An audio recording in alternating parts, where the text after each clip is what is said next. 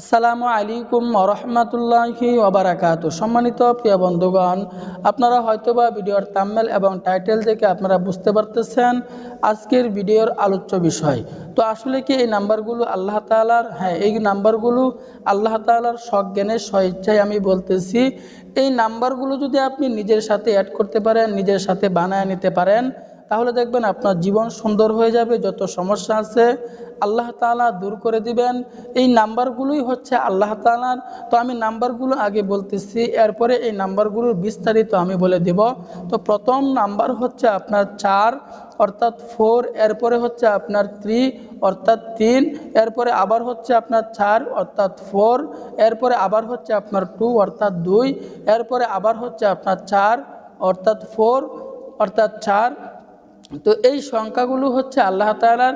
এই সংখ্যাগুলোর দ্বারা আপনি আল্লাহ তাআলার সাথে কথা বলতে পারবেন, নিশ্চিন্তায় নির্দ্বিধায় আপনি কথা বলতে পারবেন। এবং এই নাম্বারগুলো আসলে আল্লাহ তাআলার। এই নাম্বারগুলো বিস্তারিত বলতেছি। যে প্রথম নাম্বার আমি বলছিলাম 4 অর্থাৎ 4, এটার দ্বারা বোঝানো হচ্ছে আপনার এই আসরের 4 রাকাত ফরজ নামাজ। এরপরে বলা হয়েছে 3 অর্থাৎ 3 অর্থাৎ 3, এটা হচ্ছে মাগরিবের 3 রাকাত ফরজ নামাজ। এরপরে আবার হচ্ছে আপনার 4 অর্থাৎ 4, এটা হচ্ছে আপনার এশারের 4 রাকাত ফরজ নামাজ। এরপরে আবার হচ্ছে আপনার 2 অর্থাৎ 2, এটা হচ্ছে আপনার এই ফজরের 2 রাকাত ফরজ নামাজ। এরপরে আবার জোহরের 4 রাকাত ফরজ নামাজ। এই সংখ্যাগুলো হচ্ছে ফরজ নামাজের সাথে সম্পর্ক করে বললাম। তো এই নামাজের সাথে যদি আপনার সম্পর্ক হয়ে যায়, যখনই আপনি নামাজে দাঁড়াবেন, যে আল্লাহ তাআলার সাথে কথা বলতে পারবেন। এই কথার অর্থটা হচ্ছে যখনই বান্দা নামাজে দাঁড়ায়, যখনই বলে আলহামদুলিল্লাহি রাব্বিল আলামিন, তখন আল্লাহ তাআলার সাথে সাথে উত্তর করেন যে হামিদানি আব্দি, যে আল্লাহ তাআলা বলেন যে বান্দা আমার সাথে আমার প্রশংসা করছে, বান্দা আমার প্রশংসা করছে। সাথে সাথে আল্লাহ তাআলা এভাবে উত্তর করতে থাকেন। দ্বিতীয় কথাটি হচ্ছে যে আপনার সমস্যাগুলো দূর হয়ে যাবে।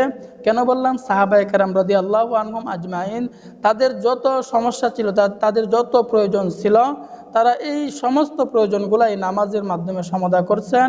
আল্লাহ তাআলা নিজেই বলছেন ওয়াস্তাইনু বিস-সাবরি ওয়াস-সালাহ, তোমরা ধৈর্য এবং নামাজের মাধ্যমে আমার কাছে চাও, আল্লাহ তাআলার কাছে চাও।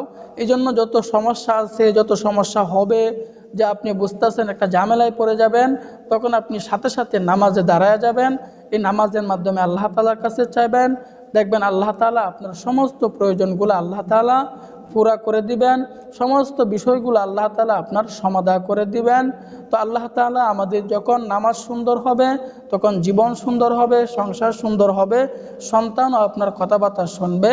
তো আল্লাহ তাআলা আমাদের সকলকেই এই কথাগুলোর উপর আমল করার, বোঝার এবং আমল করার তৌফিক দান করুন। আমিন।